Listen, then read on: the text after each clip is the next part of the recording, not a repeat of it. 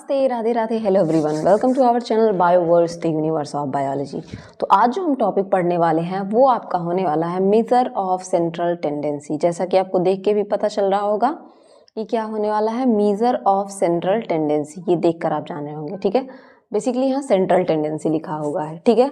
Central tendency की अगर बात की जाए तो सेंट्रल टेंडेंसी को हम एक एवरेज भी कह सकते हैं। अभी आगे आप स्टेटमेंट में पढ़ेंगे कि जो वर्ड, अब इस यूनिट के पहले मैंने बहुत सारी चीज़ें पढ़ा दी हैं, ठीक है। बेसिक्स बता दिए हैं मैंने आपको, फ्रीक्वेंसी डिस्ट्रीब्यूशन बता दिया है, ग्राफ रिप्रेजेंटेशन बता दिया है सारे तरीके का। अगर आप उनको नहीं पढ़ेंगे तो आगे आपको नहीं समझ में आएगा। भी यहाँ पे आगे क्लास विड्थ वगैरह का यूज़ होगा, क्लास बाउंड्री का यूज़ होगा। तो अगर आपको पता नहीं रहेगा कि ये क्या होता है तो आपको समझ में नहीं आएगा, क्योंकि सारी चीज़ें देखिए मैथमेटिक्स में क्या होता है, अगर बेसिक क्या होता है कि बच्चे को पहले काउंटिंग सिखाई जाती है, ठीक है, फिर मल्टीप्लाई काउंटिंग सिखाई जाती है, टेबल सिखाए जाते हैं। क्यों सिखाया जाता है? ताकि उसको आगे जाके एडिशन, मल्टीप्लिकेशन, सब्सट्रैक्शन यानी कि जोड़ घटाना सब कुछ सिखाया जाए।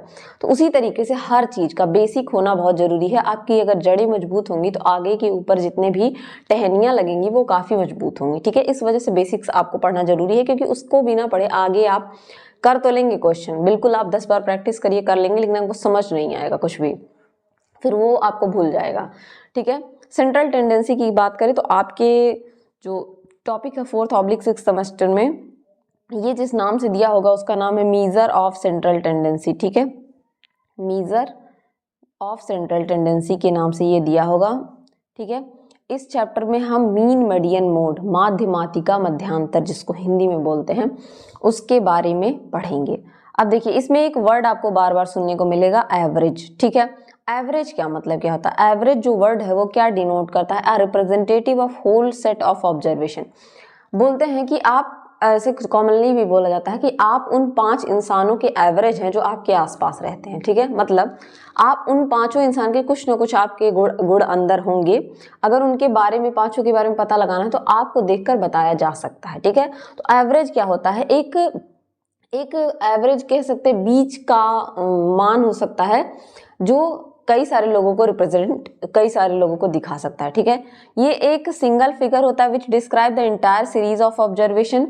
ये एक सिंगल फिगर होता है, मतलब एक पर्सन है जो आपके आसपास के 5 लोगों के बारे में बता देगा, ठीक है। सिंगल फिगर हो गया। विथ वेरिंग साइज उनकी वेरी करेगी, ठीक है। मतलब आपके अंदर किसी की कुछ क्वालिटी होगी, किसी की कुछ क्वालिटी होगी, ठीक है, इस तरीके से। It is a typical value occupying a central position where some observation are larger and some other are smaller. मान लीजिए अगर मैं आपको नंबर दे देती हूँ 1, 2, 3, 4, 5, 6 और 7, ठीक है। अब इसमें से मैंने 4 को ले लिया एवरेज, ठीक है। इसमें ये बोला जा रहा है कि इस ऑब्जर्वेशन में ये जो टिपिकल वैल्यू होती है, जो सेंट्रल पोजीशन होता है, बीच का पोजीशन होता है, उसमें कुछ ऑब्जर्वेशन क्या होंगी, बड़ी होंगी, इधर वाली ऑब्जर्वेशन बड़ी हैं, और कुछ उस ऑब्जर्वेशन से छोटी होंगी, तो इधर वाली ऑब्जर्वेशन छोटी हैं, ठीक है। एवरेज क्या होता है? जनरल टर्म होता है जो डिस्क्राइब करता है सेंटर ऑफ सीरीज। एक सीरीज को बता रहा है ना, पूरी सीरीज को बता रहा है। द वैल्यू ऑफ वेरिएबल्स जो होते हैं tend to be concentrate around the central value. जो वैल्यू ऑफ वेरिएबल होंगे वो सेंट्रल वैल्यू के पास आस-पास ही आएंगे, ठीक है। तो it is the central part of the distribution and therefore they are also called a measure of central tendency. ये सेंट्रल पार्ट होता है डिस्ट्रीब्यूशन का। किसी चीज को आप बांटते हैं तो बीच का एक सेंटर होता है, ठीक है। मान लीजिए कोई चीज बना रहे हैं, बीच इधर और इधर ऐसे हो गया, इधर और इधर, एक सेंटर चीज तो लेते हैं ना, इसी को हम क्या कहते हैं? मेजर ऑफ सेंट्रल टेंडेंसी कहते हैं, जो कि एक एवरेज होता है, ठीक है, जिसको मैंने समझाने की कोशिश आपको की है। अब इसके कुछ कैरेक्टरिस्टिक होते हैं, जैसे it should B rigidly defined है। जिसको रिजिडली अगर डिफाइन करना चाहें तो average should be properly defined so that it has one and only one interpretation. Average का मतलब होता है कि अगर आपने 5 निकाला तो ये 5 ही रहेगा, वन इंटरप्रिटेशन आप कर सकते हैं, फिर 5 के आगे वाले और 5 के बाद वाले आपके देखे जाएंगे। The average should not depend on the personal prejudice and bias of the investigator. इसके कहने का मतलब है इसमें आप अपना कोई वो नहीं दे सकते हैं, अपनी कोई राय नहीं दे सकते। पर्सनल प्रिजुडाइस मतलब मान लीजिए आपने किसी चीज को मान रखा है कि हमारे यहाँ तो ऐसा ही होता है, आपके यहाँ होने से कुछ नहीं होगा। जो इन जनरल टर्म में जो सबके यहाँ होता है उसको माना जाएगा, ठीक है। इसको कहते हैं पर्सनल प्रिजुडाइस, ठीक है। एंड बायस मतलब आप अपने हिसाब से नहीं, कि आपको 4 तेज बच्चों, मान लीजिए 10 की क्लास है, आपसे बोला जाए कि 4 4 एवरेज बच्चों को लीजिए जो आपकी क्लास को रिप्रेजेंट कर पाए, और आप क्या करें उसमें से 4 कमजोर बच्चों को ले लें, 4 तेज बच्चों को ले, इस तरीके से करें, ये आप नहीं कर सकते। ठीक है, it should be based on all items, ये सारे आइटम्स पे बेस्ड होना चाहिए। The average should be depend on each and every item of the series का हर, मान लीजिए अगर 10 लोग हैं तो 10 लोगों का एक एक कैरेक्टर आपको लेना है, तब एक क्या करेंगे, एक एवरेज कोई चीज आप बनाएंगे। ठीक है, so that if any of item is drop the average itself to be altered, अगर इसमें से कोई भी आइटम क्या होगा कि ड्रॉप होगा, हटाया जाएगा, तो क्या होगा कि आपका सेंट्रल पोजीशन बदल जाएगा। ठीक है, तो इस तरीके से आप इसको डिफाइन कर सकते हैं। एक इसकी डेफिनेशन और दे सकते हैं इस तरीके से, it should be easily understood the desirable property of an average is that can be readily understood and the only it can be made popular. ठीक है, इसको आप आसानी से अंडरस्टैंड कर सकते हैं कैसे, the desirable property of an average is that it can readily understood, इसको आसानी से समझा जा सकता है, and then only it can be made popular, अगर इसको आप रेडली आसानी से समझ पा रहे हैं तभी आप इसको पॉपुलर बना पाएंगे। मीजर ऑफ सेंट्रल टेंडेंसी अगर इंसानों को मतलब आपको अच्छे से समझ में आता है तभी ये पॉपुलर हो पाएगा। चलिए आगे करके एक एक चीजें पढ़ते हैं। अगर मीजर ऑफ सेंट्रल टेंडेंसी की बात की जाए तो मीजर ऑफ सेंट्रल टेंडेंसी में हम 3 चीजों के बारे में पढ़ते हैं। मीन, या जिसको अरिथमेटिक मीन भी कहते हैं, इसके नाम से क्वेश्चन पूछ लेता है। मीन को और किस नाम से जाना जाता है, मीडियन और मोड। ठीक है, माध्य, मध्यांतर एंड माध्यिका, आई थिंक हिंदी में इसका यही नाम है। ठीक है, मीजर ऑफ सेंट्रल टेंडेंसी 3 तरीके की होते हैं, मीन, मीडियन, मोड, 3 ही पढ़ना है। अभी आप आगे देखेंगे आपको मिलेगा भी, उसमें से एक क्वेश्चन पूछा था विच वन इज, 4 ऑप्शन दिए थे, एक ऑप्शन दे दिया था वेरिएंस। ठीक है, आप ही के पेपर में पूछा था। ठीक है, पूछा था इनमें से कौन सा मीजर ऑफ सेंट्रल टेंडेंसी नहीं है, तो obviously variance measure of central tendency नहीं है। अरिथमेटिक मीन की बात करें या एएम जिसको कहते हैं मीन, सबसे सिंपल यही होता है, इजी वाला इसका जो फॉर्मूला है, इसको आप क्या कहते हैं, अरिथमेटिक मीन फॉर अब यहाँ देखिए ग्रुप्ड अनग्रुप्ड डेटा, अगर अभी तक आपने नहीं पढ़ा तो आपको ये चीजें अच्छे से समझ में नहीं आएंगी, तो आपसे विनती है मेरी, ठीक है, रिक्वेस्ट जिसको कह सकते हैं, रिक्वेस्ट है कि जाके पहले क्लासेस देख लीजिए तभी आपको समझ में आएगा, वरना समझ में नहीं आएगा। ठीक है, अरिथमेटिक मीन जो होती है फॉर अनग्रुप्ड डेटा के लिए, ठीक है, और इंडिविजुअल ऑब्जर्वेशन के लिए, सिंगल ऑब्जर्वेशन के लिए क्या होगा, मान लीजिए कोई वैल्यू दी है जैसे x1, x2, x3 और यहाँ डैश डैश xn तक। ठीक है, इसकी आपको क्या निकालना है, ऑब्जर्वेशन फॉर वेरिएबल x का आपको ऑब्जर्वेशन निकालना है, अरिथमेटिक मीन निकालना है, तो उसको हम किससे रिप्रेजेंट करेंगे, x बार से या इस तरीके से x बार से रिप्रेजेंट करेंगे। इन दोनों से रिप्रेजेंटेशन हम किसकी करते हैं, अरिथमेटिक मीन। तो इसके लिए यहाँ आपको एक फॉर्मूला दिख रहा है जिसको आप सिंपल वे में क्या लिख सकते हैं, x bar is equal to summation x upon n। समेशन का मतलब होता है जोड़ना, ठीक है, ऐड करना, मतलब जितनी आपको वैल्यू दी हुई है 1 2 3 4 मान लीजिए दी है और आपके पास काउंट नहीं है, तो आप इसको क्या मान सकते हैं, n मान सकते हैं, नंबर n मान सकते हैं। तो आप यहाँ फॉर्मूला क्या लिख देंगे, ऊपर की जितनी वैल्यू है उसको जोड़ के समेशन x मतलब x plus x1 x plus x2 plus x3 plus dash dash xn और कितनी वैल्यू है n, ये निकल जाएगा आपकी समेशन। ये अगर i वगैरह ना लिखना चाहें इससे कोई फर्क नहीं पड़ेगा। ठीक है, तो सिंपल अगर इसके फॉर्मूला की बात की जाए तो क्या आप लिख सकते हैं कि जितनी आपको वैल्यू दी रहेगी, ठीक है, 1 2 3 4 5 6 7 तक दी है, तो 1 + 2 + 3 + 4 + 6 + 7 आप करेंगे। ठीक है, और 7 नंबर दिया है तो समेशन x अपॉन n का मतलब होगा कि 1 + 6 + 7 इस तरीके से डैश डैश अपॉन 7 नंबर, इस तरीके से आप करेंगे तो इसकी वैल्यू निकल जाएगी। ठीक है, एग्जाम्पल से भी हम समझेंगे, इसमें स्टेप्स भी दिए हैं पूरे अच्छे तरीके से। Add together all values of x की सारी वैल्यू को एक साथ हमें क्या करना है, ऐड करना है, जिसको हम क्या कहेंगे, समेशन x कहेंगे। Divide this total value by number of observation, जितना नंबर है उससे हम डिवाइड कर देंगे। मान लीजिए यहाँ पे एक टेबल दिया हुआ सीरमपुर कॉलेज का, 10 स्टूडेंट्स हैं, उनमें उनके बीकॉम ऑनर्स का नंबर दिया हुआ। ठीक है, तो यहाँ पे रोल नंबर वाइज दिया गया है, 10 रोल नंबर तक है और उनको जो नंबर 10 रोल नंबर तक है मतलब कितने हो गए लोग, ऑब्जर्वेशन कितने लोगों का करना है, 10 लोगों का करना है। n की वैल्यू आपको पता चल गई और नंबर यहाँ पे दे रखा है, और नंबर को जोड़ने पे जो वैल्यू आ रही है वो आ रही है आपकी समेशन x कितनी आ रही है, 690। सिंपली कुछ नहीं करना, समेशन आपको फॉर्मूला पता ही है, समेशन x अपॉन n कर देना है और ये वैल्यू आ जाएगी 690 अपॉन 10।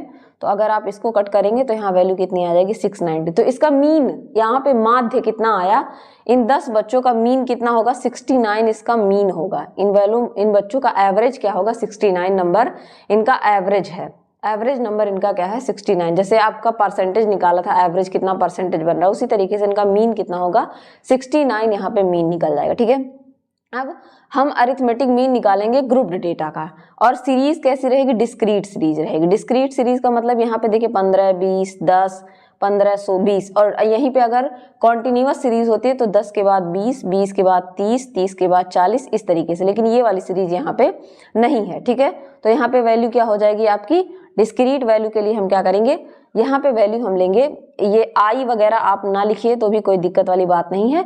यहाँ पे सिंपल जो वैल्यू होगी summation F X upon summation F, इसका आप नोट्स बनाइएगा। ठीक है, X bar is equal to क्या हो जाएगा summation F X upon summation F. ठीक है, अब यहाँ पे हमें फ्रीक्वेंसी निकालनी पड़ेगी क्योंकि हमें क्या दिया है, डिस्क्रीट वैल्यू दी है। ठीक है, डिस्क्रीट वैल्यू दी है तो हमें यहाँ पे क्या है, ग्रुप्ड डेटा है। अभी तक हमने अनग्रुप्ड डेटा का निकाला था और यहाँ पे ग्रुप्ड डेटा में डिस्क्रीट वैल्यू है, तो यहाँ पे वैल्यू हम कैसे निकालेंगे, summation F X upon summation F, sum of all frequencies भी निकालेंगे। जैसे इसको एग्जांपल से समझते हैं। सबसे पहले मल्टीप्लाई करेंगे each variable with corresponding frequency, इन दोनों को इस तरीके से समझते हैं। ये आपका एग्जाम्पल है। ठीक है, इसको हम समझने की कोशिश करते हैं।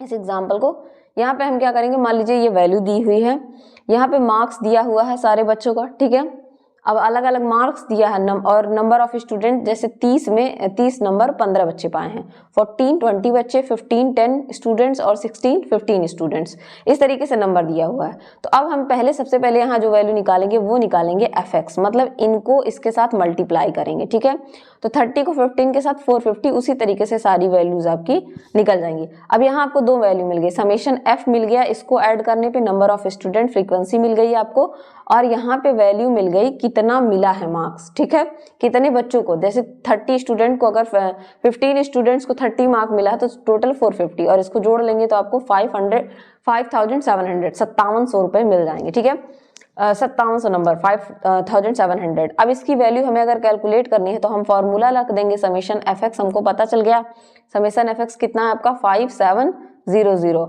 और समेशन एफ की बात करें तो 100 आ जाएगा, 0 से 0 कट जाएगा। ठीक है, 0 से 0 कट जाएगा यहाँ पे और बच जाएगा आपका 57, आंसर आ जाएगा 57। ये किसके लिए हुआ, अनग्रुप्ड डेटा के लिए।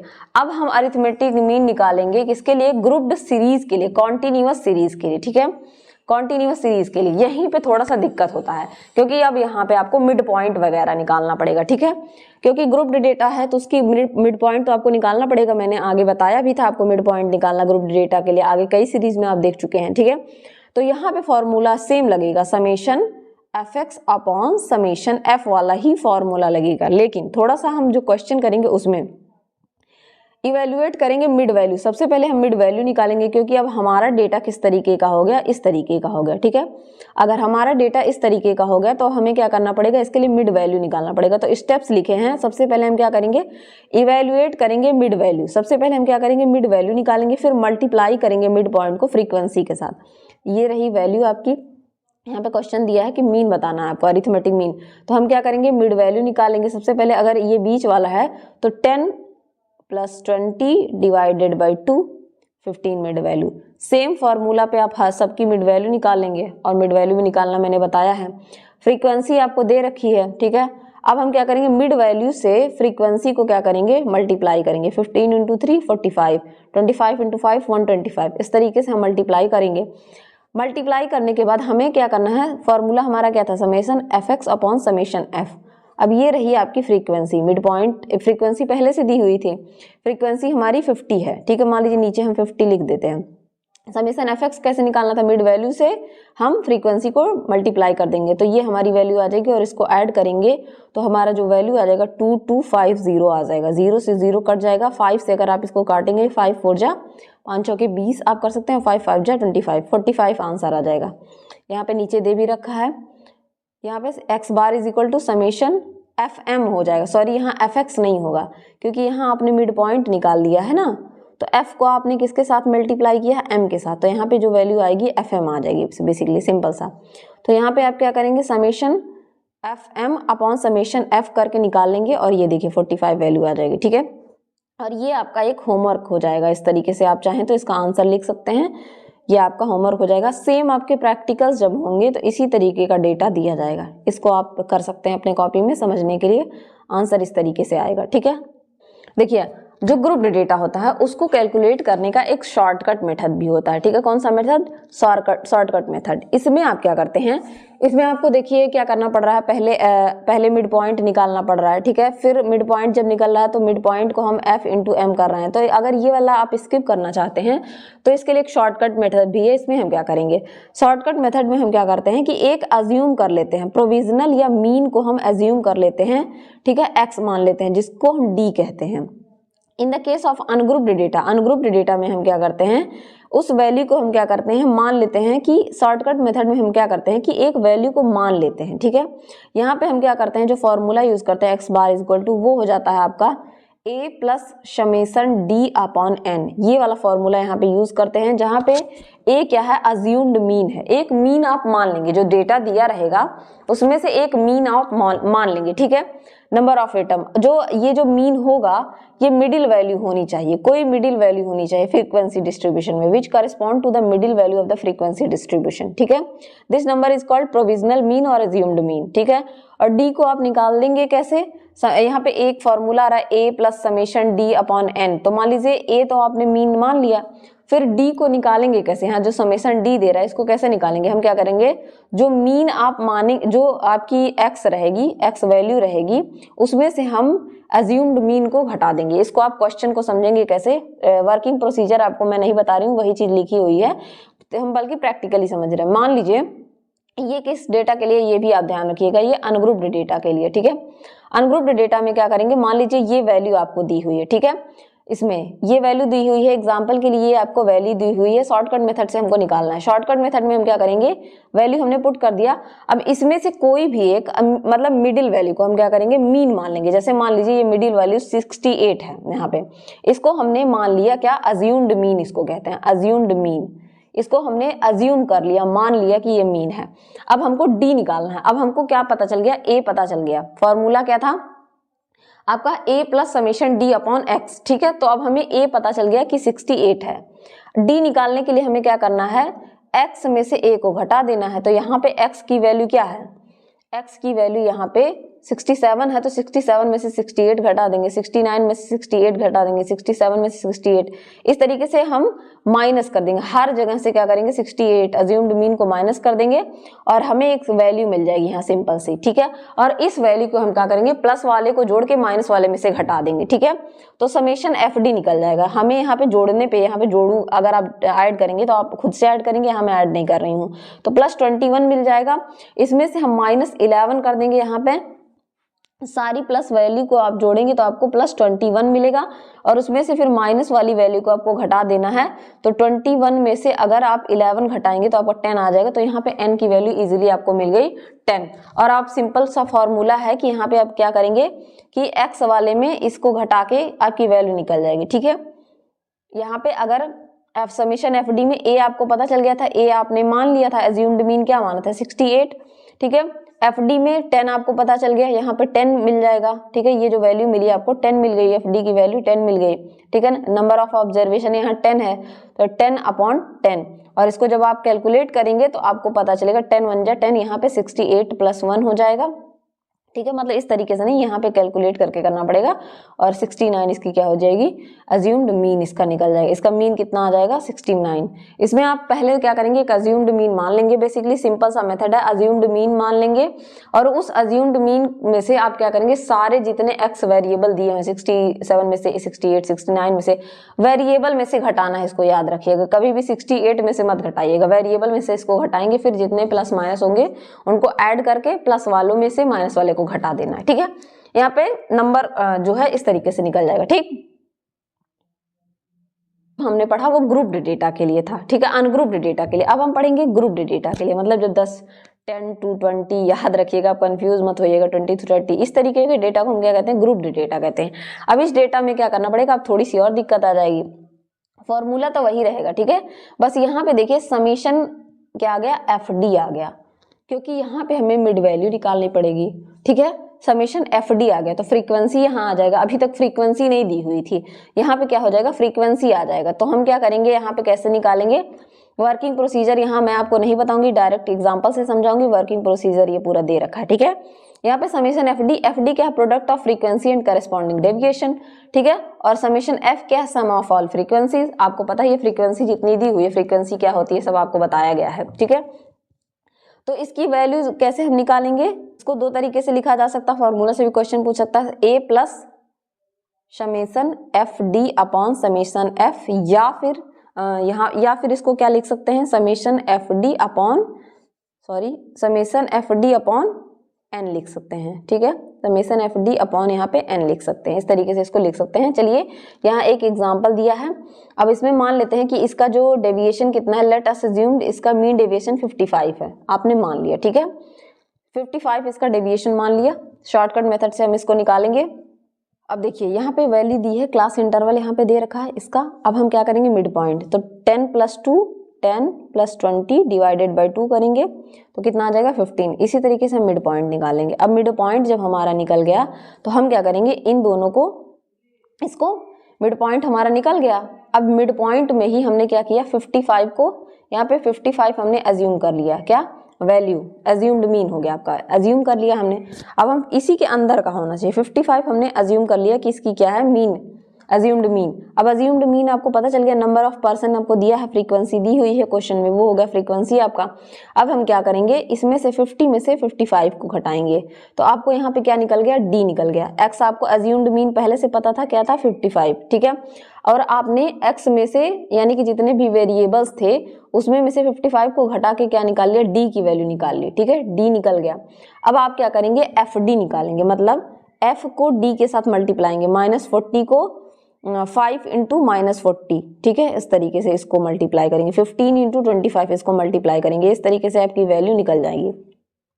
इस सब करने के बाद हम क्या करेंगे, अब हमको क्या क्या वैल्यू चाहिए, यहाँ पे समेशन एफ क्या होगा, फ्रीक्वेंसी, या इसी को एन कह सकते हैं, ये क्या आ जाएगा, 100। अगर आप इसको ऐड करेंगे तो 100 आ जाएगा।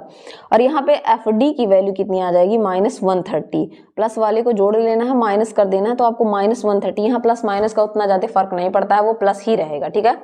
उस वैल्यू को हम ले लेंगे और उसको यहाँ पे क्या करेंगे, पुट कर देंगे, सॉरी माइनस यहाँ पे हो जाएगा, जो यहाँ पे फॉर्मूला है उस फॉर्मूला के हिसाब से हम इसको क्या करेंगे, पुट कर देंगे। तो summation F D upon N, तो यहाँ पे वैल्यू कितनी आई है, एफ डी की 130 आई है, तो 55 अज्यूम्ड मीन था, 55 में से हम क्या करेंगे, 55 माइनस 130, एफ डी की वैल्यू आ गई, और एन दिया है 100, यहाँ पे माइनस रहेगा, ठीक है। यहाँ पे इस तरीके से मैं लिख दूं इसको ताकि आपको समझ में आए, 55 माइनस 130 अपॉन 10, और जब इसको आप कैलकुलेट करेंगे तो आपको आ जाएगा, आपको जो वैल्यू मिलेगी 55 माइनस 1.3, और आपकी वैल्यू आ जाएगी 53.7 इसकी अज्यूम्ड मीन। इस तरीके से आप इसको निकाल सकते हैं, शॉर्टकट मेथड भी मैंने आपको बता दिया। क्वेश्चन के फॉर्म में कभी कभी एक पूछ लेता है mean of the combination distribution. अगर दो चीजें कॉम्बिनेशन में दी हुई हैं तो उनका मीन आप कैसे निकालेंगे, इसको समझने के लिए जब दो सेट ऑफ स्कोर कंबाइंड होते हैं सिंगल डिस्ट्रीब्यूशन में तो मीन को हम कैसे निकालते हैं।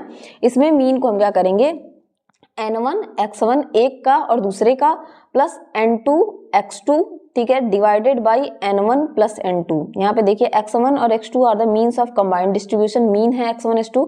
मान लीजिए 45 प्लस 46 क्या दिया, मीन दिया है, 45 प्लस 46 आपका क्या दे रखा है, मीन दे रखा है। इस तरीके से अगर मैं मानूं 45 प्लस 46 मीन दे रखा है, और n1 और n2 जो है टोटल फ्रीक्वेंसी है, टोटल फ्रीक्वेंसी मान लीजिए 10 और 20 दे रखी है। तो यहाँ पे हम फॉर्मूले में क्या करेंगे, 45 को 10 से मल्टीप्लाई कर देंगे तो n1 x1 मिल जाएगा, 46 को 20 से कर देंगे तो n1 n2 मिल जाएगा, n2 x2 मिल जाएगा, और उसके बाद हम 10 प्लस 20 कर देंगे तो ये वैल्यू मिल जाएगी। इस तरीके से हम निकाल सकते हैं इसको। देखिए इसका प्रूफ भी दिया है कि समेशन x अपॉन n1 अगर करेंगे तो is equal to x summation x bar is equal to y upon n2 is equal to x2 हो जाएगा। तो समेशन x को हम इधर लाएंगे, ठीक है, तो ये क्या हो जाएगा, n1 इधर चला जाएगा और x1 के साथ मल्टीप्लाई हो जाएगा, और समेशन y क्या हो जाएगा, अगर उसको लेंगे तो n2 इधर चले जाएगा, यहाँ पे n2 x2 हो जाएगा, ठीक है। अगर हम इसमें x बार की वैल्यू निकाल लेंगे तो यहाँ पे समेशन x और प्लस समेशन y आ जाएगा और नीचे n1 प्लस n2 आ जाएगा। इस तरीके से इसको प्रूफ किया गया, ठीक है। चलिए चलिए क्वेश्चन से हम देखते हैं। There are 60 student in third year BSc bio में सीरमपुर कॉलेज में 30 स्टूडेंट्स हैं, जिनमें 25 गर्ल्स हैं। एवरेज वेट अगर बात की जाए 25 गर्ल्स का 40 kg है, 25 का 40 kg है, 35 बॉयज हैं उनका क्या है 53 kg है। अब इनका मीन आपको निकालना है, तो कैसे निकालेंगे? ये तो इसके लिए सिंपल सा ये वाला फॉर्मूला लगा देंगे, n1x1 plus n2x2 plus n1 plus n2। इसमें क्या करेंगे 25 को 40 के साथ मल्टीप्लाई कर देंगे, 35 को 53 के साथ मल्टीप्लाई कर देंगे और 25 को 35 के साथ जोड़ देंगे, क्योंकि यही नंबर है और इस तरीके से आपकी वैल्यू निकल जाएगी। सिंपल फॉर्मूला अगर इस तरीके का दे देता है। ये क्वेश्चन का आप स्क्रीनशॉट ले लीजिए ताकि इनको आप कर सकें, ठीक है। अब यहाँ पे हम पढ़ेंगे कुछ merits and demerits of mean. अब बताइए मीन के बाद मीडियन आया, मीडियन के बाद मोड आया, तो क्या जरूरत थी उसकी? अब कुछ इसमें कमी रही होगी, कुछ अच्छाई रहेगी। तो मेरिट की बात करें हम, अगर मीन के मेरिट की बात करें तो ये क्या है, simplest average formula, simplest formula है। इसको आसानी से अंडरस्टैंड कर सकते हैं, आसानी से इसको कंप्यूट कर सकते हैं। Rigidly defined by mathematical formula that everyone gets same result for a single problem. मतलब ये मैथमेटिकल फॉर्मूला है, जो कोई भी करेगा तो सबका सेम ही रिजल्ट आएगा। आप क्वेश्चन भी पूछता है तो रिजल्ट सबका सेम ही आएगा, ठीक है।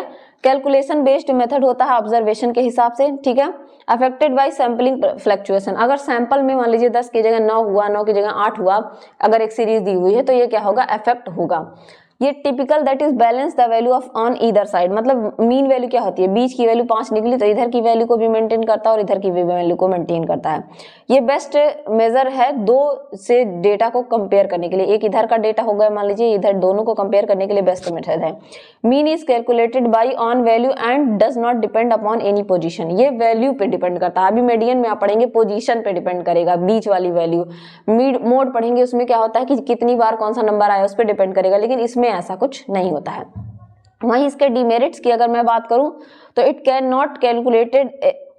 Not be calculated if all values are not known, अगर सारी वैल्यूज आपको पता नहीं है तो आप इसको कैलकुलेट नहीं कर सकते, ठीक है। The extreme values have greater effect on mean, जो ज्यादा वैल्यूज होती हैं, एक्सट्रीम वैल्यूज होती हैं, उनका इफेक्ट ज्यादा होता है, ये हो गया। It cannot be determined for the qualitative data such as love, honesty and beauty, तो क्वालिटेटिव डेटा पे ये अप्लाई नहीं होता है, जैसे कि ऑनेस्टी हो गया, लव हो गया, ब्यूटी हो गया, तो इन पे ये अप्लाई नहीं होता है। यूज क्या है, it is used in practical statistics, practical statistics में इसका सबसे ज्यादा यूज है। Estimates are always obtained by mean, estimate को हम हमेशा मीन के द्वारा ही निकालते हैं। कॉमन पीपल भी इसको यूज कर सकते हैं, तो ये इसके यूज हो गए। मेरिट डिमेरिट सब पता चल गया। अब हम पढ़ेंगे next, that is mode. Arithmetic mean का सेकंड चीज जो है वो है मीडियन। मीडियन क्या है, what is median? It is the middle most point or central value of variable in a set observation when observation are arranged either in ascending or descending order। मान लीजिए इसके कहने का मतलब है कि 1 2 4 3 6 5 ऐसे दिया है कोई डेटा, ठीक है।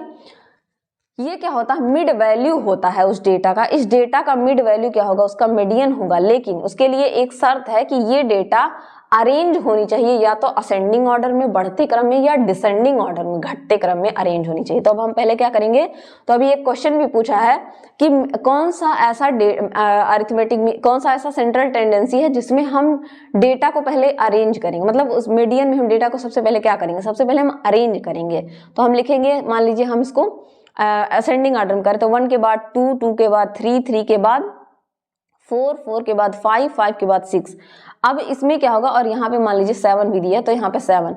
अब इसकी जो मिडिल वैल्यू होगी, 3 इधर आ गए 3 इधर, तो ये बीच की वैल्यू होगी, इसी को हम क्या कहते हैं, मीडियन कहते हैं। होपफुली आपको समझ में आया होगा, ठीक है। तो एक प्रोफेसर घोष एंड चौधरी ने भी इसके बारे में बताया है कि मीडियन क्या है, is the value of item in a series which decide in series 2 equal parts.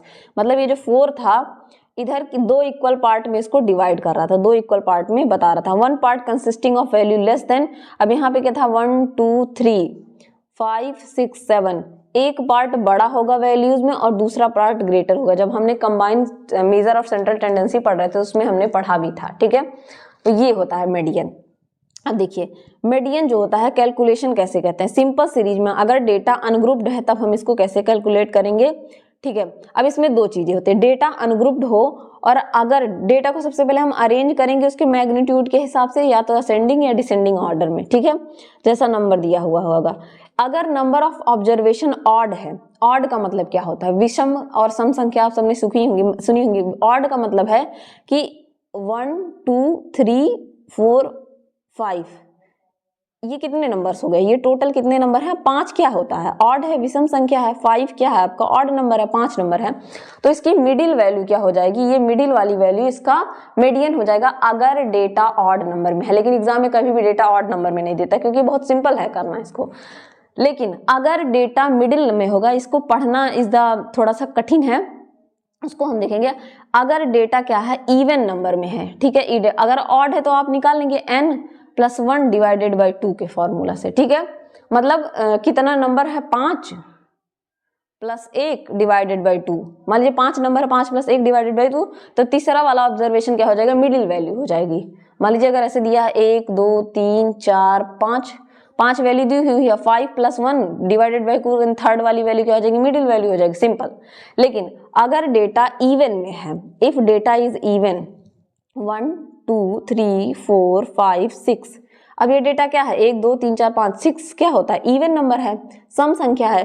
तो अगर डेटा क्या हो गया, इवन नंबर में हो गया, तब वैल्यू बदल जाती है। अब हम यहाँ करेंगे, 6 है तो मिडिल वैल्यू 3 आती, अगर ऑड होता तो हम इन दोनों को जोड़ेंगे, मतलब यहाँ करेंगे 3 + 4 डिवाइडेड बाई 2, तो 7 आ जाएगा। 7 डिवाइडेड बाई 2 वैल्यू कितनी आ जाएगी, 3.5।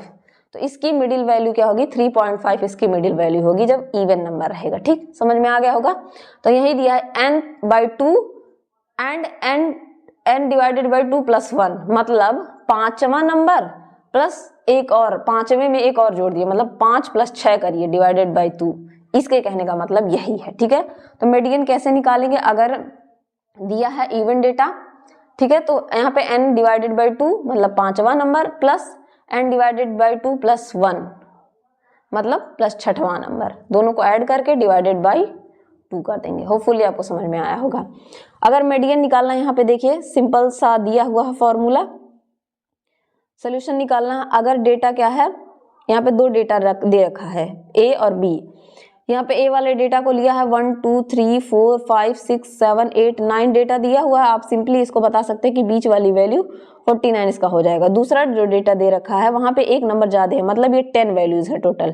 ठीक है, टोटल 10 वैल्यूज़ हैं। तो इसमें आप क्या करेंगे, इसमें हमको देखिए सिंपली डेटा को ले लिया और डेटा को यहाँ पे ये दिया हुआ इधर उधर, इसको 29 के बाद 33 40 54 57 इस तरीके से अरेंज कर दिया, असेंडिंग ऑर्डर में अरेंज कर दिया गया।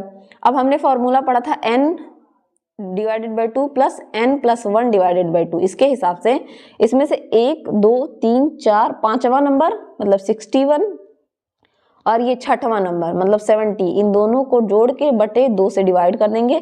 सेम काम यहाँ पे किया भी है। ठीक है, सेम चीज यहाँ पे किया है। 61 + 70 डिवाइडेड बाई 2 65.2 इसकी मीडियन वैल्यू हो जाएगी। ठीक है, यहाँ पे एक ये दिया है आपके लिए होमवर्क है। ठीक है, इस तरीके से इसको आप कैलकुलेट कर सकते हैं। सबसे पहले आपको अरेंज करना पड़ेगा। 11 प्लेयर है क्रिकेट टीम में, उनको अरेंज करिए। अरेंज करने के बाद फॉर्मूला लगाइए और आपका आंसर आ जाएगा। ये रहा आपका आंसर। ठीक है, ये आंसर हो गया। यहाँ पे एक क्वेश्चन और है, इसको ले लीजिए, इसका स्क्रीनशॉट ले लीजिए। सेम यहाँ भी अगर, लेकिन डेटा कैसा हुआ, ग्रुप्ड हुआ और डिस्क्रीट, मतलब इस तरीके वाला। ठीक है, उसके लिए क्या करेंगे, m = n + 1 डिवाइडेड बाई 2, जहाँ n जो है, ये जो n वाली वैल्यू है, ये क्या होगी, समेशन f, क्योंकि यहाँ पे फ्रीक्वेंसी भी दी जाएगी। तो सबसे पहले हम क्या करेंगे, इसमें डेटा को अरेंज करेंगे, या तो असेंडिंग या डिसेंडिंग ऑर्डर में। फिर क्या करेंगे, यहाँ पे फ्रीक्वेंसी लेंगे, corresponding frequency and cumulative frequency. इसके पहले क्लासेस में मैंने आपको क्यूमुलेटिव फ्रीक्वेंसी के बारे में बताया था, लेस देन और मोर देन दोनों तरीके का होता है। ठीक है, और मीडियन वैल्यू कैलकुलेट करेंगे इस फॉर्मूला से। चलिए क्वेश्चन के थ्रू करते हैं। हमने क्या किया, यहाँ पे एक डेटा ले लिया। ठीक है, यहाँ पे एक डेटा दिया है, इनकम RS में और नंबर ऑफ पर्सन, मतलब 24 लोग 100 रुपए कमाते हैं, 26 लोग 150 रुपए, 16 लोग 80 रुपए, 16 लोग 200 रुपए और 6 लोग 250। इस तरीके से लोग पैसा कमाते हैं। अब इसको हम क्या करेंगे, अरेंज करेंगे असेंडिंग ऑर्डर में। ठीक है, असेंडिंग ऑर्डर में हमने अरेंज कर दिया। 80 के बाद 100, 100 के बाद 150, 150 के बाद 180, 180 के बाद 200, 200 के बाद 250। सेम याद रखिएगा, जैसे 80 की वैल्यू कितनी है 16, तो यहाँ 16 लिखेंगे। 100 की वैल्यू कितनी है 24, तो यहाँ 24 लिखेंगे। इस तरीके से आपको अरेंज करना, ध्यान देना। फिर इसकी हम क्यूमुलेटिव फ्रीक्वेंसी निकालेंगे। क्यूमुलेटिव फ्रीक्वेंसी हम कैसे निकालते हैं, सबसे छोटी वाली ये लेस देन वाला, सबसे छोटी वैल्यू ले लेनी है सबसे ऊपर वाली वैल्यू इसमें ले लेनी है, क्या है 16। 16 लेने के बाद आप क्या करेंगे, 16 में 24 जोड़ेंगे, कितना आ जाएगा 40। 40 में 26 जोड़ेंगे 66, 66 में 30 जोड़ेंगे 96, और 96 में 20 जोड़ेंगे 116, और 116 में 6 जोड़ेंगे 120। इस तरीके से आपकी क्यूमुलेटिव फ्रीक्वेंसी निकल जाएगी। अब हम क्या निकालेंगे, इसका वैल्यू निकालेंगे। अब यहाँ जो वैल्यू आया 122 आ गई फ्रीक्वेंसी, तो ये वैल्यू क्या है, ये वैल्यू इवन है, याद रखिएगा। यहाँ है बहुत ज्यादा ध्यान देने की, इवन मतलब सम संख्या। तो सम संख्या के लिए फॉर्मूला क्या था, n divided by 2 plus n divided by 2 plus 1, मतलब 122वां नंबर, ठीक है। 122वें के बाद हम क्या करेंगे, इसमें प्लस 122 प्लस 2 होगा, ठीक है। यहाँ पे देखिए n की वैल्यू कितनी है 122 आ गई, ठीक है। अब हम क्या करेंगे, 122 लिखेंगे डिवाइडेड बाई 2 प्लस 122 प्लस 1 है ना, 122 प्लस यहाँ लिखेंगे 122 डिवाइडेड बाई 2 प्लस 1, इस तरीके से। लेकिन यहाँ जब इसका मल्टीप्लाई करेंगे तो ये 2 हो जाएगा, ठीक है। तो यहाँ पे प्लस क्या हो जाएगा 122 डिवाइडेड बाई 2। तो इसको अगर आप सिंप्लीफाई करेंगे, कट करेंगे, तो यहाँ कितनी आ जाएगी वैल्यू 61 आ जाएगी, ठीक है। और अगर इसको सिंप्लीफाई करेंगे ऐड करके, वहाँ पे 124 डिवाइडेड बाई 2 करेंगे, तो यहाँ पे जो वैल्यू आ जाएगी वो आ जाएगी आपकी 62, और इसको डिवाइड कर देंगे 2 से, तो 61.5 पोजीशन क्या हो जाएगा, इसकी क्या हो जाएगी मीडियन वैल्यू। मतलब ये वैल्यू जो है 41 से 46 के बीच में आएगी, 41 से लेके 66 के बीच में आएगी। तो यहाँ देखिए 41 से लेके 66 के बीच में आएगी, तो ये रहा है। तो इसकी वैल्यू कितनी हो जाएगी, यहाँ पे 150 वैल्यू इसकी आ जा रही है। Therefore it's value is 150। कितनी आ जाएगी, इसके बीच में आएगी, तो इसकी वैल्यू कितनी आ जाएगी 150 आ जाएगी। इस तरीके से इसको निकालना है, ठीक है। थोड़ा मीडियन, जैसे जैसे आप आगे बढ़ेंगे चीजें कठिन हो जाएंगी। मीडियन में ये तो अभी क्या था, अनग्रुप्ड डेटा के लिए, डिस्क्रीट डेटा के लिए, ठीक, कॉन्टिन्यूअस सीरीज के लिए था। अब हम पढ़ेंगे कॉन्टिन्यूअस सीरीज के लिए। ये आपको थोड़ा और हार्ड लगेगा, लेकिन अगर आप प्रैक्टिस करेंगे तो आपसे हो जाएगा। अब देखिए कॉन्टिन्यूअस सीरीज में क्या होता है, प्रोसीजर है। यहाँ पे सबसे पहले तो इसका फॉर्मूला आपको याद होना चाहिए। इस फॉर्मूले से हम लगाएंगे, फॉर्मूला है m median is equal to l plus n divided by 2 minus c upon fm into I. ये इसका फॉर्मूला है, ठीक है। इसके फॉर्मूला सबसे पहले याद होना चाहिए। यहाँ पे डेटा हम क्या करेंगे, फ्रीक्वेंसी टेबल में दिया होगा। सबसे पहले क्यूमुलेटिव फ्रीक्वेंसी निकालेंगे, मिडिल वैल्यू निकालेंगे, ठीक है। Cumulative frequency n/2 is lies in median class, ठीक है। n/2 मीडियन क्लास में लाएगा। ये जो फॉर्मूला है इसके एक एक के बारे में बताया। यहाँ पे l क्या है, lower limit of the class. Upper limit क्या होती है, लोअर लिमिट क्या होती है, अपर बाउंड्री लोअर बाउंड्री क्या होती है, क्लास विड्थ क्या होती है, ये सारी बातें आपको बताई जा चुकी हैं, ठीक है। लोअर लिमिट ऑफ क्लास है, मतलब 15 इसकी लोअर लिमिट है इस क्लास की, ठीक। And total number of frequencies है, टोटल नंबर ऑफ फ्रीक्वेंसीज को जोड़ेंगे। fm क्या है, frequency of the class in median which lies, frequency of class है fm, ठीक है। C क्या cumulative frequency of the class है, I क्या है width of the class interval है, ठीक है। यहाँ पे हम सोल्यूशन देखेंगे और इसको कैलकुलेट करना सीखेंगे, ठीक है, किस तरीके से ये कैलकुलेट होगा। अब मान लीजिए यहाँ पे क्या है कि ये पूरी डेटा दी हुई है, ठीक है। इस डेटा में हम क्या करेंगे, मीडियन वैल्यू निकालेंगे, ठीक है। अगर n डिवाइडेड बाई 2 निकालेंगे मीडियन, तो n डिवाइडेड बाई 2 कहाँ पे आएगा, यहाँ वाले रेंज में आ रहा है, ठीक है। n डिवाइडेड बाई 2 की अगर हम बात करें तो यहाँ वाले रेंज में आएगा, और इसकी वैल्यू क्या कैसे निकालेंगे, 50 हो जाएगा ये। यहाँ पे हम क्या करेंगे, n डिवाइडेड बाई 2 हम कैसे निकालेंगे, सबसे पहले हम फ्रीक्वेंसी निकालेंगे। सबसे सिंपली सबसे स्टार्ट करते हैं। ये कोई डेटा दिया हुआ है, ठीक है, ये डेटा दिया हुआ है, ठीक है। हम इसकी क्या निकालेंगे, मिड वैल्यू निकालेंगे सबसे पहले। तो इन दोनों को जोड़ के 2 से डिवाइड करेंगे 20 आ जाएगा, इन दोनों को जोड़ के 2 से डिवाइड करेंगे 30 आ जाएगा, सेम वैल्यू सारी आ जाएंगी। फ्रीक्वेंसी यहाँ आपको दे रखी है, ठीक है।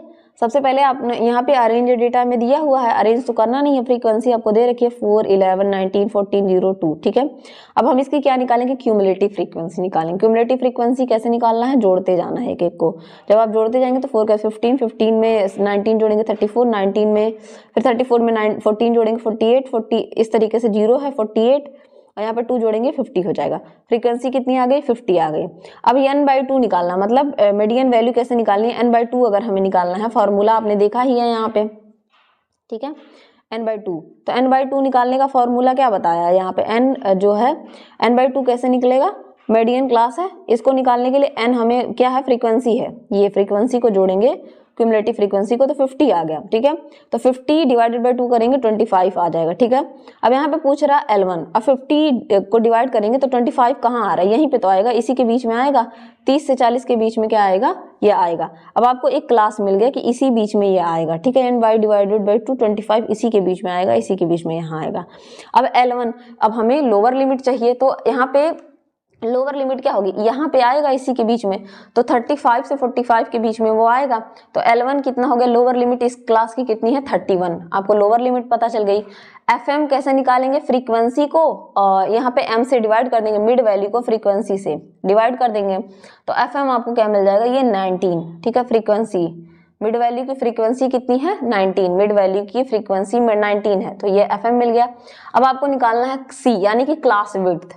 क्लास विड्थ निकालने का फॉर्मूला होता है कि आप 45 में से यहाँ पे 35 को घटा दीजिए, ठीक है। तो आपको कितना मिल जाएगा? सॉरी, यहाँ पे C क्या है? सॉरी, एक मिनट रुक जाइए। C क्यूमुलेटिव फ्रीक्वेंसी है। C को क्यूमुलेटिव फ्रीक्वेंसी निकालनी है, तो क्यूमुलेटिव फ्रीक्वेंसी यहाँ क्या है? 15 दे रखी है, और I क्या है? क्लास विड्थ है, ठीक है।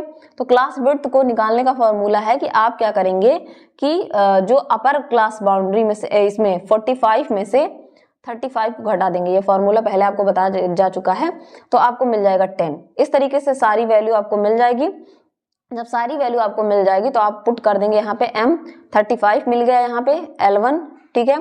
और n डिवाइडेड बाई 2 आपको कितना मिल गया? 25 मिल गया। और यहाँ पे C की वैल्यू मिल गई 15, और FM की वैल्यू मिल गई 19, ठीक है। और I की वैल्यू मिल गई 10, और जब इसको कैलकुलेट करेंगे तो 14.263 आपको मिल जाएगा, जो कि वैल्यू यहीं पे आएगी। 35 से 45 के बीच में ही ना आएगा, 40 पॉइंट समथिंग। इस तरीके से आप मीडियन कैलकुलेट कर सकते हैं, ठीक है। ये तो हो गया अनग्रुप्ड डेटा के लिए। इस तरीके से इसको और भी कर सकते हैं। यहाँ पे मीडियन क्लास क्या हो जाएगा? किसके बीच में आएगा? ये मीडियन क्लास 35 से 45 के बीच में आ जाएगा, ठीक। तो हम पढ़ेंगे मेरिट एंड डीमेरिट क्या है इसके। तो मेरिट की अगर बात की जाए, इसके मतलब अच्छे की क्या क्या चीजें हैं, इजिली आप इसको अंडरस्टैंड करते हैं। It is not popular as mean, लेकिन मीन कितना ये पॉपुलर नहीं है। इट इज नॉट इन्फ्लुएंस्ड और affected by variation on the magnitude of the extreme item. जैसा कि मीन में हो रहा था कि एक्सट्रीम आइटम की जो वैल्यू थी उसको अफेक्ट कर रही थी, लेकिन यहाँ ऐसा नहीं होता है, ठीक है। Median can be graphically ascertained to ओजिब्स, ठीक है। ग्राफिकली आप इसको असर्टेन कर सकते हैं ओजिब की तरह, ठीक है। क्यूमुलेटिव फ्रीक्वेंसी पॉलीगन मैंने बताया था, जिसको कि ओजिब भी कहते हैं, उसकी तरह इसको असर्टेन कर सकते हैं, ठीक है। It is best measure for qualitative data. Qualitative data जैसे कि ब्यूटी, इंटेलिजेंस को मेजर करने का ये सबसे अच्छा क्या है? मेथड है। The median indicates the value of middle item, that distribution middle most item is the median. Middle most item को बताता है, ठीक है। It can be determined by inspection in many cases, ठीक है। इसको हम मेनी केसेस में डिटरमाइन कर सकते हैं, ठीक है। डिसएडवांटेज क्या क्या है? For the calculation of median data must be arrange. इसके लिए तो सबसे जरूरी चीज यही है कि डेटा अरेंज होना चाहिए, जैसा कि मीन में ऐसा नहीं था। मतलब कोई भी डेटा है तो सबसे पहले आप उसको अरेंज करिए, या तो असेंडिंग ऑर्डर में तो डिसेंडिंग ऑर्डर में। सबसे तो डिसएडवांटेज इसका डीमेरिट यही था। Median being a positional average can not be dependent on each and every observation, ठीक है। मीडियन क्या होता है? पोजिशनल एवरेज होता है, तो हर ऑब्जर्वेशन पे इसकी वैल्यू डिपेंड नहीं करेगी, ये भी बात है। तो किसी एक पे ही जाएगा, ये बीच की वैल्यू पे। It is not subject of algebraic treatment, ठीक है। ये अलजेब्रिक ट्रीटमेंट इससे नहीं कर सकते, बीजगणित ये ट्रीटमेंट नहीं कर सकते, तो इसलिए भी गलत है। मीडियन इज मोर अफेक्टेड और influenced by sampling fluctuation than the arithmetic mean. तो इसमें फ्लक्चुएशन से बहुत ज्यादा अफेक्टेड होता है, जैसा कि हो तो रहा था मीन में, लेकिन कम हो रहा था, लेकिन इसमें बहुत ज्यादा होता है। लास्ट बट नॉट लीस्ट हम पढ़ेंगे मोड के बारे में। व्हाट इज मोड, ठीक है। मोड क्या होता है, मोड के बारे में पढ़ेंगे। तो मोड क्या होता है? Mode is the consider as the value in a series which occur most frequently had has maximum frequency. Mode को हम लॉ ऑफ फैशन भी कहते हैं, कि ट्रेंड में क्या है, इस तरीके के कपड़े सारे लोग पहन रहे हैं, ठीक है, या लॉ ऑफ मोड भी कहते हैं, ठीक है। इस जो डेफिनेशन ये कह रहा है कि एक सीरीज में कोई वैल्यू कितनी बार आई है, जैसे ये कोई सीरीज है तो इसमें जो वैल्यू सबसे ज्यादा बार आई है वही क्या होगा, मोड होगा। जैसा कि आपको देखने से भी पता चला होगा 3 बहुत बार आया है तो इसका मोडल वैल्यू 3 हो जाएगा। कोई डेटा कितनी बार आया है वो उसका क्या हो जाता है, मोड हो जाता है, ठीक है। एक साइंटिस्ट हैं आपके हैं, according to Croxton and Cowden the mode is a mode of a distribution is the value of the at the point around which items tend to be most heavily concentrated. It may be regarded as the most typical value. इसको most typical value भी कहते हैं। इसमें पूरी value उस number पे चली जाएगी जो सबसे ज्यादा बार आया है, ठीक है। कैसे बोलते हैं ना कि स्टॉक मार्केट में सबसे ज्यादा इन्वेस्टमेंट किसने किया, सबसे ज्यादा किसका स्टॉक आगे बढ़ा, या जो भी चीजों में जहां वैल्यू जो फ्रीक्वेंसी इसकी जहां ज्यादा होगी वही ये वैल्यू हो जाएगा। अगर अनग्रुप्ड या सिंपल सीरीज के लिए इसको निकालना है तो हम क्या कहते हैं, सिंपल सीरीज में mode can be determined by locating that value which occur maximum number of time. जो वैल्यू सबसे ज्यादा बार आई होगी वही मीन हो जाएगा। It can be determined by inspection only, inspection करके भी आप बता सकते हैं। It is that value of variable which correspond to the largest frequency, जिसकी फ्रीक्वेंसी बारंबारता जिसको कहते हैं, बार बार जो चीज आएगी वही उसकी क्या हो जाएगी, मोड हो जाएगी, ठीक है। जैसे यहाँ पे ये दिया हुआ है कि ये पूरी डेटा दी हुई है। अब अगर इसको अरेंज करें, सोल्यूशन इसका देखें तो 1 3 बार आया है, 2 8 बार आया, 3 14 बार आया, तो इसकी फ्रीक्वेंसी अगर इस सीरीज में देखेंगे तो 14 सबसे ज्यादा बड़ा नंबर है और इसका फ्रीक्वेंसी क्या हो जाएगा, क्या हो जाएगा 14 हो जाएगा, कि 3 सबसे ज्यादा बार रिपीट हुआ है, ठीक है। सेम यहाँ पे देखेंगे तो उसी तरीके से यहाँ पे एक खादिम शॉप है बॉम्बे में, sold 100 pair of shoes in Khadim exclusive on certain day with following distribution. मतलब साइज ऑफ शूज 4 नंबर का शूज 10 पेयर बिका, 5 नंबर का शूज 15 पेयर, 6 नंबर का 20 पेयर। अगर इसको आप देखेंगे 7 नंबर का शूज सबसे ज्यादा बिका है तो इसकी फ्रीक्वेंसी क्या हो जाएगी, 7 हो जाएगी, ठीक। सॉरी, मोड क्या हो जाएगा इसका, 7 हो जाएगा। The mean and mode of the number, ये कोई नंबर दे दिया, इसका मीन और मोड बताना है तो नंबर के लिए आप क्या करेंगे, अरेंज कर लेंगे। तो 1 जो है 2 बार आया है, 2 बार आया, 3 बार आया, 4 2 बार आया, 5 2 बार और 7 1 बार। तो इस तरीके से एफ एक्स वैल्यू अब इसकी निकालेंगे इस तरीके से, ये एक्स और ये एफ है तो इसकी वैल्यू निकालेंगे, 40 हो गया और समेशन एफ यहाँ पे 12 आ गया। तो इस तरीके से आप मीन निकाल लेंगे, ठीक है। Summation F X upon N, ये मीन निकल जाएगा 14 अपॉन 12, यहाँ पे 3.33। और मोड की बात करें तो यहाँ पे 9 बार क्या आया है, क्या आया, सॉरी 3 इसका आंसर हो जाएगा, क्योंकि 3 टाइम्स आया है, मोड हो जाएगा, ठीक। इसको समझ लेंगे, ठीक है। कॉन्टिन्यूअस सीरीज के लिए मोड, कॉन्टिन्यूअस सीरीज के लिए कैसे निकलेगी, तो एक बात याद रखिए, कुछ केसेस में क्या होता है, class interval of unequal width के हो जाते हैं, जहाँ पे हम मोड क्या करते हैं, मोड को डिफाइन कर सकते हैं 3 मीडियन माइनस 2 मीन से निकाल सकते हैं। ये रिलेशन भी है, मोड का रिलेशन भी पूछ लेता है, तो इसको याद रखिएगा, mode is equal to 3 median minus 2 mean, ठीक। और अगर कॉन्टिन्यूअस सीरीज है तो इसको हम इस फॉर्मूला से निकालेंगे, जहां पे हम क्या करेंगे, L1 plus D1 upon D1 plus D2 into I. ये सारी चीजें क्या है, इनको एक एक करके समझेंगे। जो आपकी L1 है वो क्या है, lower boundary of the model class, boundary क्या है सब कुछ मैं आपको पढ़ा चुकी हूँ, ठीक है। That is class containing the largest frequency. मान लीजिए अगर 10 इंटू 20 एक क्लास है तो इसमें 9.5 से 20.5 इसकी क्लास बाउंड्री है, ये अपर लोअर क्लास बाउंड्री, ये अपर क्लास बाउंड्री, यहाँ मैंने बता दिया। D2 क्या है, difference of the largest frequency and the frequency of class just preceding the model class, ठीक है। जिसमें सबसे ज्यादा हैं, मान लीजिए ये लार्जेस्ट फ्रीक्वेंसी है, 10 लार्जेस्ट फ्रीक्वेंसी है और उसके आगे वाला जो मॉडल फ्रीक्वेंसी होगा उसका डिफरेंस है। D2 क्या है, difference of largest frequency and frequency of class just following the model class, ठीक है। ये हो गया आपका D2। D1 मैंने बताया है कि क्लास बाउंड्री के बारे में। I क्या है, common width of the class क्या है, FM मैक्सिमम फ्रीक्वेंसी क्या है, F1 फ्रीक्वेंसी क्या है मॉडल क्लास की, जिस क्लास में मोड होगा। FT frequency of class just following model class, जो मॉडल क्लास को फॉलो कर रहा है। तो इस हिसाब से D1 क्या निकल जाएगा, निकाल लेंगे। मोड को निकालने के लिए ये फॉर्मूला है आपका, इस फॉर्मूले का भी आप यूज करते हैं, हम इसको यूज नहीं करेंगे, जस्ट आप इसको लिख लीजिए, क्योंकि इससे रिलेटेड कभी क्वेश्चन पूछता नहीं है, ठीक है। यहाँ पे हम थोड़ा सा देख लेते हैं कि इसका एडवांटेज डिसएडवांटेज क्या है। एडवांटेज की बात करें तो इसको इंस्पेक्शन से आप निर्देशन मतलब इंस्पेक्ट करके जान सकते हैं, एक्सट्रीम वैल्यू के द्वारा अफेक्टेड नहीं होता है। Average can be calculated from open and class, देख के बता सकते हैं। It can B easily understood, आसानी से समझ सकते हैं। डिस्क्राइब करता है क्वालिटेटिव फेनोमेना को भी। Mode can also be found graphically, इनको ग्राफिकली भी आप रिप्रेजेंट कर सकते हैं। डिसएडवांटेज की बात करें, मोड का कोई सिग्निफिकेंस नहीं है unless a large number of observation is available, जब तक कि बड़े नंबर पे ऑब्जर्वेशन नहीं अवेलेबल होगा इसका कोई यूज नहीं है। It can not be treated algebraically, इसको भी अलजेब्रा के थ्रू ट्रीट नहीं कर सकते हैं। It is a peculiar major of central tendency, ये पिक्यूलियर मतलब एक फीचर ये इसकी, इससे केवल एवरेज ही निकाल सकते हैं, ठीक है। मेजर ऑफ सेंट्रल टेंडेंसी का मतलब क्या है, एवरेज, तो इससे आप एवरेज ही निकाल सकते हैं।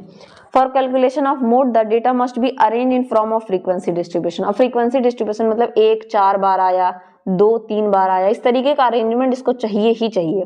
It is not rigidly defined measure, ये रिजिडली मेजर नहीं डिफाइन करता है। एक चीज और जान लीजिए, पोजिशनल वैल्यू होती है, तो कुछ पोजीशन वैल्यू होती है जैसे क्वार्टाइल, डेसाइल और परसेंटाइल। तो क्वार्टाइल क्या होता है, quartile are such values which divided the total number of observation into 4 equal part. जो टोटल नंबर मान लीजिए ऑब्जर्वेशन है उसको 4 पार्ट में क्या कर दे, डिवाइड कर दे, उसी को हम क्या करते हैं क्वार्टाइल। और ये क्या होता है, पार्टीशनल वैल्यू होती है इस तरीके से, जैसे फर्स्ट क्वार्टाइल वैल्यू की Q1, दूसरा Q2 और तीसरा Q3, इस तरीके से इसको डिसाइड कर सकते हैं। चाहे तो आप डिसाइल और परसेंटाइल का भी देख सकते हैं, पूछता नहीं है, ठीक है, जिसमें आप मीन मीडियन मोड के बीच में डिफरेंस डाल सकते हैं, ठीक है।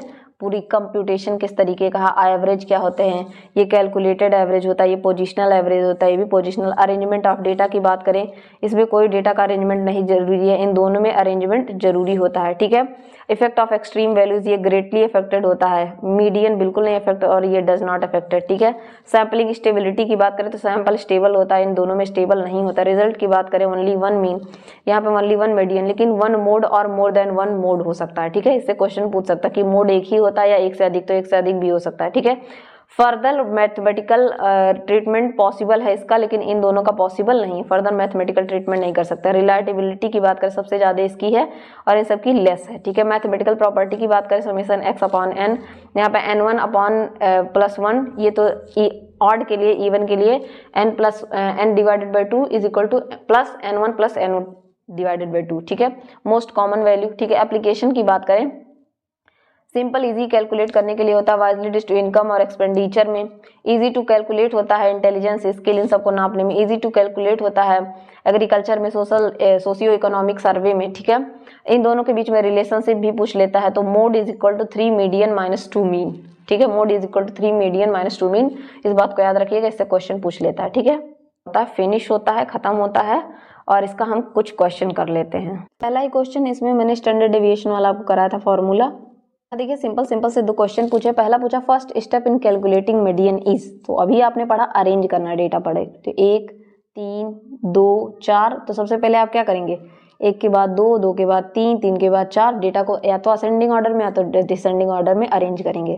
नेक्स्ट पूछा है the mean of the data a plus a plus a plus a, ठीक है, डिवाइडेड बाई 4, तो 4a डिवाइडेड बाई 4, तो 4 कट जाएगा, बच जाएगा a, तो इसकी वैल्यू क्या हो जाएगी, a हो जाएगी, ठीक है। 0 नहीं होगा क्योंकि a प्लस a 4a हो जाएगा, ठीक है। ये नंबर नहीं है, ये वैसे उसमें दिया हुआ, उसमें आपके वो लेटर्स में दिया हुआ है, तो 4a हो जाएगा, डेटा क्या हो जाएगी, a हो जाएगी। यहाँ एक और सिंपल सा क्वेश्चन पूछा, the most frequent occurring statistical observation, तो क्या होगा, मोड, बहुत अधिक प्रयोग किए जाने वाला सांख्यिकी निरीक्षण।